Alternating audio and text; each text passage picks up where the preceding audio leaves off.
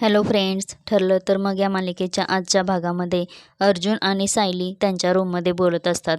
तेव्हा सायली अर्जुनला कॉफी आणण्यासाठी जाते असं म्हणते, पण अर्जुन तिला जाऊ देत नाही. तिच्या हाताला पकडून थांबवतो. तेव्हा दोघेही एकमेकांकडे पाहतात. मग सायली म्हणते, सर आता तर मी सांगू का की तुम्ही फक्त माझी काळजीच घेत बसणार आहात का? मग अर्जुन म्हणतो, तुम्ही जेवला ना पोटभर? तर सायली म्हणते, हो. मग अर्जुन म्हणतो, मग बोला आता. तर सायली म्हणते, माझ्या बाबतीत काय घडलं ते तर मी अजून सांगितलं नाही. मग तरीही तुम्ही महिपतचं नाव कसं घेतलं? तुम्हाला अंदाज आला होता का? मगाशी तुम्ही खाली खोटं का सांगितलं?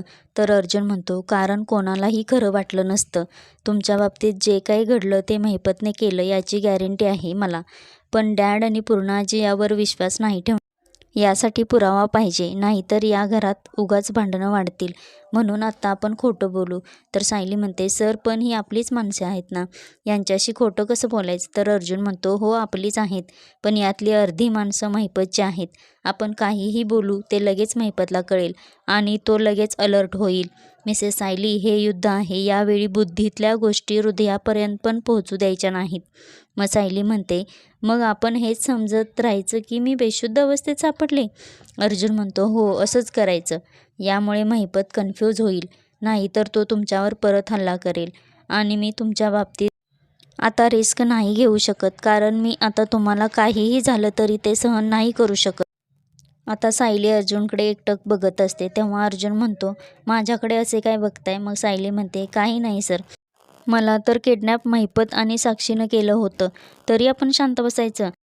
आता इकडे साक्षी फोनवर प्रियासोबत बोलत असताना साक्षी फोनचा स्पीकर सुरू करते आणि म्हणते, तू सायलीबद्दल काय बोलत होतीस? तर प्रिया म्हणते, तोंड वर करून बोलत होतीस की सायलीला तू किडनॅप केलंस. मग ती आता घरी कशी पोचली? मित्रांनो, प्रियाने सायली घरी आल्याचं सांगितल्यानंतर साक्षी, महिपत आणि नागराजला धक्काच बसतो. ते खूप घाबरतात. महिपत म्हणतो, सायली घरी परत आली? तर प्रिया म्हणते, हो आत्ताच परत आली आहे. मित्रांनो, मग प्रिया सायलीच्या बाबतीत जे काही घडलं ते अर्जुनने सायली मंदिरात बेशुद्ध अवस्थेत सापडली हे सुद्धा सांगते. साक्षी म्हणते, सायली त्या गुंडांच्या तावडीतून कशी सुटली? पण अर्जुन असं का सांगतोय की सायलीला पैशासाठी कोणीतरी लुटलं? तर प्रिया म्हणते, हे मला कसं माहिती असेल? हे आता तू निस्तर, मला यामध्ये अडकवू नकोस. महिपत म्हणतो, मंदिर चोर हे काहीतरी विचित्रच प्रकरण आहे, मला कळतच नाही. सायली माझ्या माणसांच्या हातून सुटली कशी? मग नागराज म्हणतो, मी सांगतो ना. पुन्हा एकदा महिपतच्या माणसांनी घोळ घातला. पुन्हा एकदा महिपतीचे फासे उलटे पडले आणि पुन्हा एकदा महिपत अण्णांनी माती खाल्ली. तर महिपतीला राग येतो आणि तो म्हणतो, माती मी नाही नागराज, माती साक्षीनं खाल्ली आहे. आता सगळेच अडकणार. तर साक्षी म्हणते, अण्णा प्लीज तुम्ही माझ्यावर चिडू नका.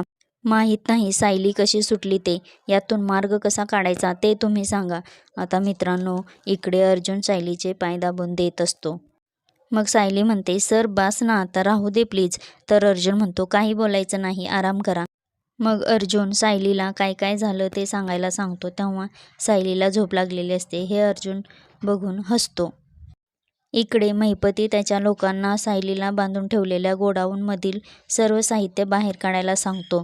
तेव्हा साक्षी म्हणते, हो लवकर वस्तू बाहेर काढा. जर अर्जुन आला तर काय करेल ते सांगता येणार नाही.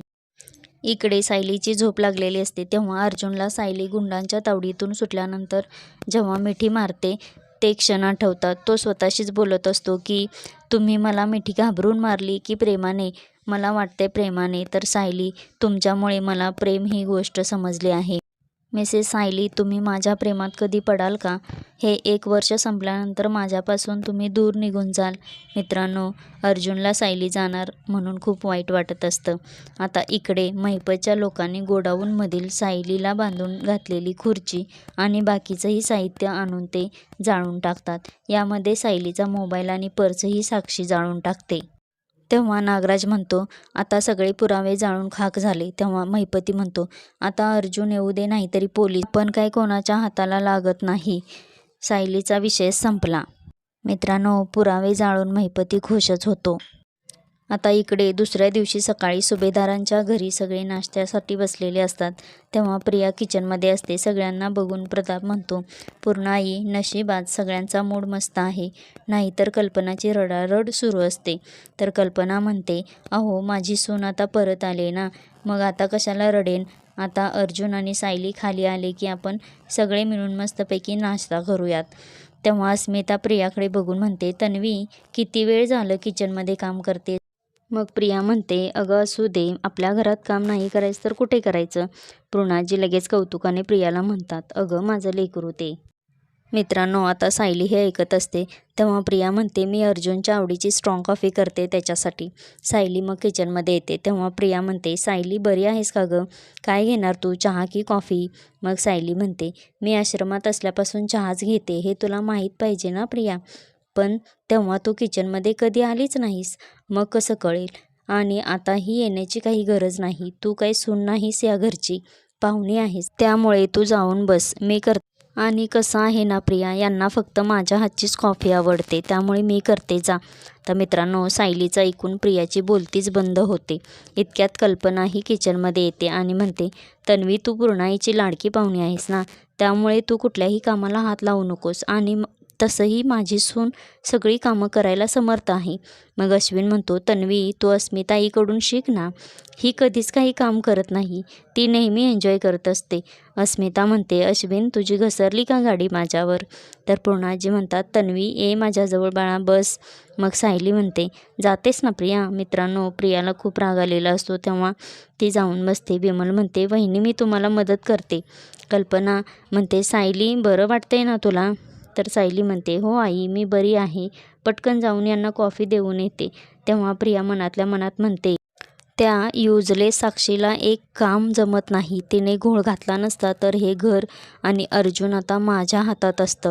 आता इकडे अर्जुन झोपेतून जागा होतो. इतक्यात सायली शुभप्रभात म्हणत अर्जुन समोर कॉफीचा मग घेऊन येते. तेव्हा अर्जुन कॉफी म्हटल्यानंतर खूप खुश होतो, पण सायलीला बघून म्हणतो, तुम्ही इतक्या लवकर कशाला उठलात? तुम्हाला आरामाची गरज आहे ना, बसा इथे. मग सायली म्हणते, मी आता बरी आहे सर. अर्जुन म्हणतो, तुम्हाला असं वाटतंय पण तसं नाही. हे बघा, तुमच्यासोबत जे झालं त्यामुळे एखादा माणूस ट्रोमामध्ये जाऊ शकतो. माझा एक मित्र आहे, तो थेरपिस्ट आहे, त्याला मी फोन करतो. तर सायली म्हणते, सर माझी थेरपी चालू झाली आहे. तुमच्यासाठी कॉफी करणं, किचनमध्ये काम करणं या माझ्या आवडीच्या गोष्टी आहेत. ही थेरपीच आहे ना, माझं मन यातच रमतं.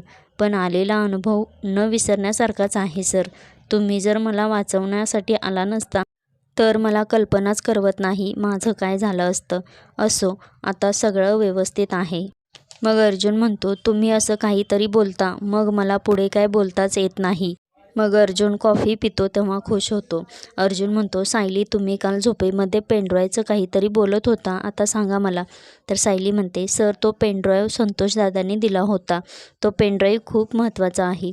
मित्रांनो, आता सायली अर्जुनला त्या दिवशी काय काय घडलं ते सांगत असते. संतोषच्या मुलगीला मार्केटमध्ये चक्कर येऊन पडल्यानंतर सायली हॉस्पिटलमध्ये घेऊन जाते. तेव्हा पुढं काय काय होते ते सगळं सायली अर्जुनला सांगत असते. तेव्हा अर्जुन विचारतो की तो पेनड्राईव्ह कुठे आहे? महिपतच्या हाताला लागला तर तो डिस्ट्रॉय करेल. तर सायली म्हणते, नाही सर, मी पेनड्राईव्ह काही झालं तरी महिपतच्या लोकांच्या हाताला लागू द्यायचं नाही असं ठरवलं होतं, म्हणून मी तो पेनड्राईव्ह तिथे असणाऱ्या बाईकच्या पॉकेटमध्ये टाकला आहे. तर मित्रांनो, हे ऐकून अर्जुन खूप खुश होतो आणि सायलीचं कौतुक करतो आणि तिचा हातात हात घेतो आणि म्हणतो, मिसेस सायली तुम्हाला त्या सिच्युएशनमध्ये हे सुचलं हे खूप महत्त्वाचं आहे, तुम्ही ग्रेट आहात. अर्जुन खूपच खुश झालेला असतो. तेव्हा सायली अर्जुनकडे बघत असते. मग अर्जुनही सायलीकडे बघत असतो. त्याच्या लक्षात येतं की त्यानं सायलीचा हात आपल्या हातामध्ये पकडला आहे. मग तो पटकन आपला हात बाजूला घेतो. मग दोघेही बुजतात. आता मित्रांनो, उद्याच्या भागामध्ये अर्जुनला समजतं की पेनड्राईव्ह चैतन्यच्या बाईकच्या पॉकेटमध्ये आहे. तेव्हा त्याच्या शोधात तो गेलेला असतो. बघूयात मग उद्याच्या भागामध्ये अर्जुनला पेनड्राईव्ह मिळतोय का ते. अशाच मालिकेंचे एपिसोड पाहण्यासाठी चॅनेलला सबस्क्राईब करा, लाईक करा.